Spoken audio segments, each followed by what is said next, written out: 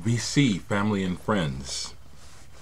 It's Friday, the 15th of May, and we just lost B.B. King, and I want to just pay tribute to the man. Some of you folks who've been watching me a long time know that I'm not a blues fan, but let me just give you some history about that. So, B.B. King is very important, and he opened a lot of doors, and I loved B.B. King as a little boy, and loved him too. I love him still. I just don't like to listen to the blues. Okay, that's not what this is about. B.B. King really is significant socially and historically. He opened some doors. You know, he was one of the people like James Brown, Curtis Mayfield, and Sly Stone, who helped to bring black music into the mainstream. I will never forget hearing The Thrill Is Gone on the radio and how exciting that was. I went out and bought the single, you know, as a kid, being, you know, we were poor, so buying a single was a big deal. 70 cents for a record was a lot of money. And whenever I could buy a record, it was a big deal, a big decision. And when I decided to buy The Thrill Is Gone, it was I didn't have to think about it, because the song is so beautiful and so touching. And I remember before I could even afford to buy the single, I recorded it off the radio on a little cheap reel-to-reel, because I just loved the sound of his voice so much and the feeling. And so I just want to pay my respects to B.B. King. You know, he was a role model too. And very honestly, you know, one of my primary role models, if you want to call it that, when you look at the world, was Isaac Hayes. When it comes to blacks, okay, black people, Isaac Hayes was a big role model.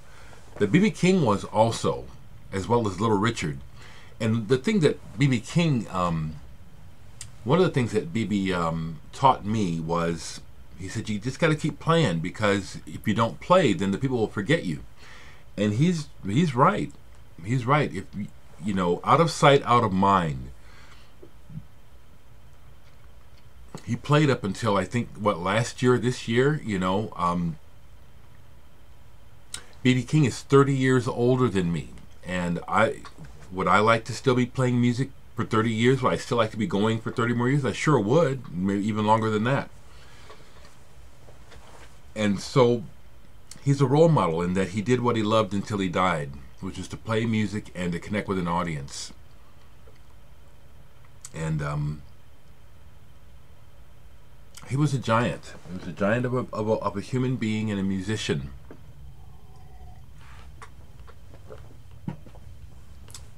In my opinion, B.B. King is more deserving of a statue in the capital of the United States than Albert Pike is. I just have to throw this stuff in there, folks. You know, it's like, got to keep it on the surface.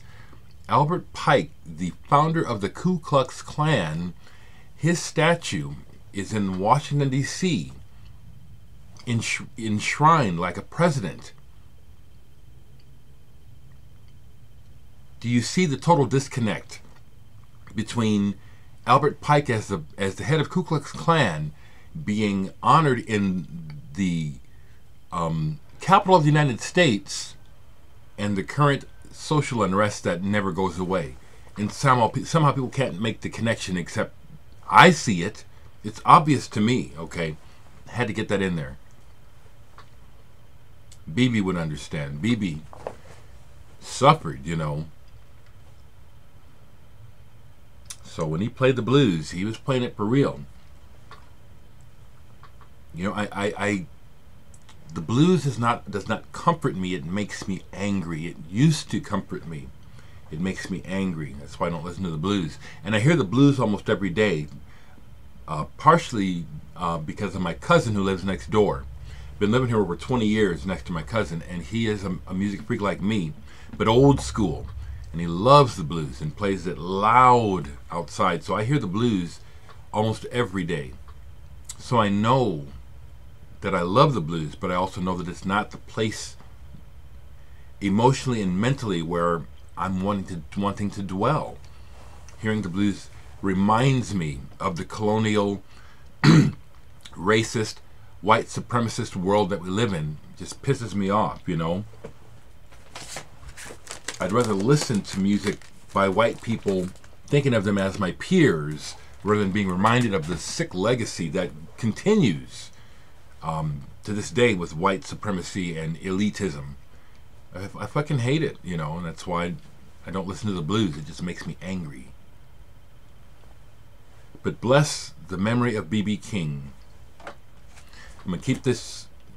Well, actually, I should go a little longer. I noticed that the short videos, you know, if I make it too short, then no one watches. Well, I don't know that no one watches, but it seems that people like the longer ones. I can tell you about a couple of records that are still sitting out that I haven't put away. Ulrich Schnauz. This is a 12-inch single. Ulrich is another electronic composer who does everything from ambient to beat music. And this one is called Passing By, and I love this. Ulrich Schnauz. I love it. You know, it's not far from what I'm doing on Flyover and Murphy, what this sounds like. Brazilian band. This is a reissue of one of their albums. Oh, Turco.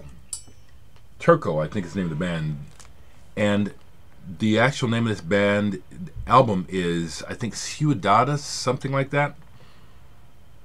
Or is it Criaturas de Noite? But anyway, I've had this a long time, and only recently have I really started to get into it, especially the track 1974. Keyboard-oriented progressive rock, just like, you know, they sound like they look.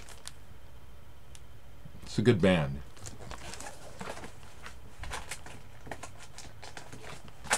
Listen to some Tangerine Dream. As a matter of fact, I played this twice. Hyperborea. Another great that we lost recently, Edgar Froese. Rest in peace, Edgar. Really enjoyed this, Hyperborea. It's a good one. Audience, Howard Worth's band, Lunch.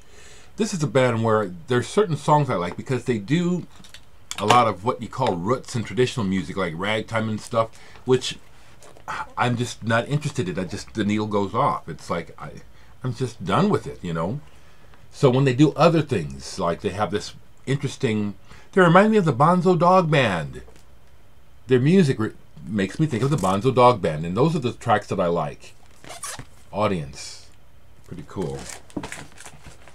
Listen to this again. This was a VCLT I received not too long ago, I believe, from Marius in Germany. A reissue of Gamera.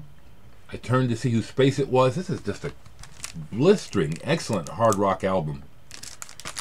Just really, really, and when I hear it, it's like, man, I've heard this before, which I have, but it sounds like an album that should be like a Deep Purple. When I hear it, it's like, hasn't everyone heard this? Because it's so familiar to me. Gamera. It's excellent. Ryuichi Sakamoto. When I get into the mood for Sakamoto, that can go for a long time. I was listening to this one, The End of Asia, an album that he made with some Japanese musicians who play traditional instruments, and they do arrangements of Sakamoto's music on here with old instruments, acoustic. It's beautiful. End of Asia. Last weekend, my band RAF, the punk band, we played for the Omaha screening of the film Salad Days, the documentary about hardcore punk in Washington, D.C. area. Got me in the mood, so I played Bad Brains, Eye Against Eye. The D.C. Punk scene was very important and influential, had a direct link to Omaha back in the 80s. And those bands, all those bands came through here, almost all of them. I didn't go to all the shows, but I saw a bunch of them. I did not miss the Bad Brains the first time they came. They rocked so hard, they tore the stage apart. The stage fell apart because of HR. Jumping like he had springs in his shoes. and the band just played ferociously. The other thing is that when the stage fell apart, the lighting rig came down, partially fell on the bass player. I think his name is Daryl. And I was up front, so I saw that it hurt. And he left the stage in disgust, you know. But they cobbled the stage back together. They put it together. They went underneath and then he came back out, you know. Bad Brains. Amazing band. Along the same lines, I listened to Scream, another DC band. I think Dave Grohl from Foo Fighters was in this band for a while. He's not on this album, but this is one of the best hardcore punk albums I've ever heard. Still screaming. The energy, the intensity, and also the message. Scream. Oh, on another line, a few days, Adam Nichols, if you see this, happy birthday. A couple days ago, you had posted your Scott Walker on Facebook. I'm so jealous you have originals on Phillips. I just have these 4 Men with Beards reissues, but I have the vinyl, and I love Scott Walker. Plastic Palace People, which starts on side 2. Fantastic. Excellent, excellent, excellent. I can listen to this over and over again. Same with Scott 4. I listen to Scott 4.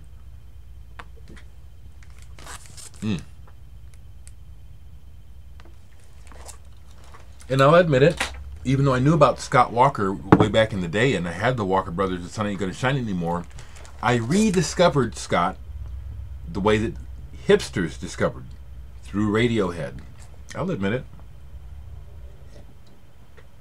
But I knew about him, but thank goodness for Radiohead to get me to listen to him again.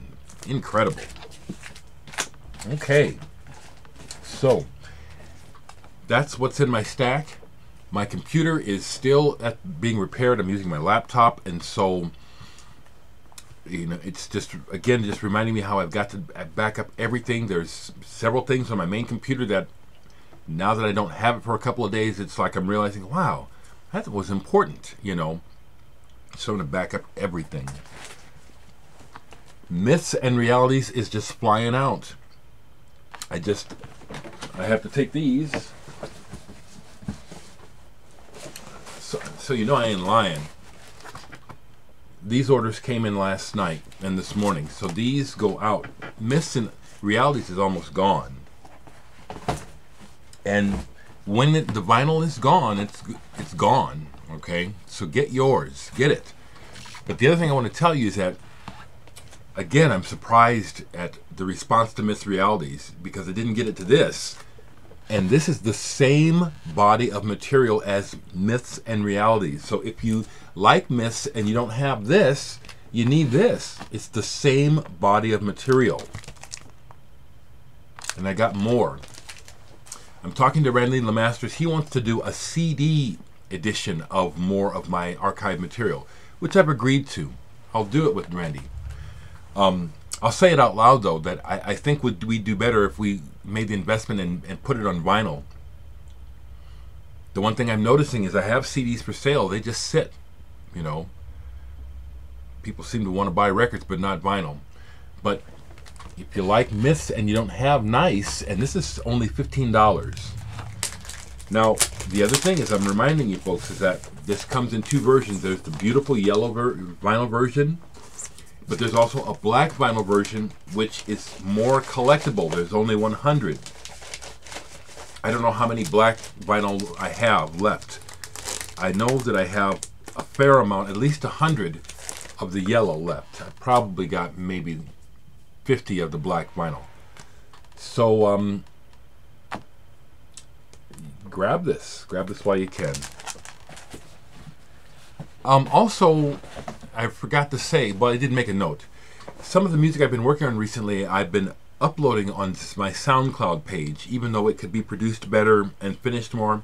I'm just sharing it because I'm enjoying it, and people are telling me that they're enjoying it. So, underneath the video, there will be a space where you can find the link to my SoundCloud as well as the link to my page to order my records. I'll leave a link to Bandcamp so you can listen to my music, as well as SoundCloud, 2 places you can listen to my music. Thank you again so much for the response, people. Thanks for being civil. Thank you for not being unkind. I haven't done anything for people to come by and be mean. So thank you for not doing that. And if something I've said has somehow awakened something in you, I'm happy. I hope it has. I hope that not me, but something said here helps someone, if not just one person, to wake up to themselves. People strike out and do negative things to others because of something inside of themselves. Something that is lacking, something that needs to be fixed, something that is hurting. Don't be fooled by brutish, mean people. They are hurting. They're not coming from a place of superiority or strength. They're striking out because they're hurting inside. Like the whole planet is hurting. And this is just in my mind constantly. That's why I've also said I wouldn't be surprised if I'm not normal. You know what I'm saying? Like, it seems like normal people, it seems like the normal thing is to just focus on what's in front of you and leave it at that. My mind is always going on several levels all the time. It has been since I was a kid. And there are things that I take real seriously that other people say, don't take it so seriously. And I'm saying, no, you ought to take this more seriously. That's why I don't mind saying I'm probably not normal. I'm happy about that, actually. When I look at normality, to just be blindly, stupidly following what the pack does. That seems to be what normal is. Not me. Thank God.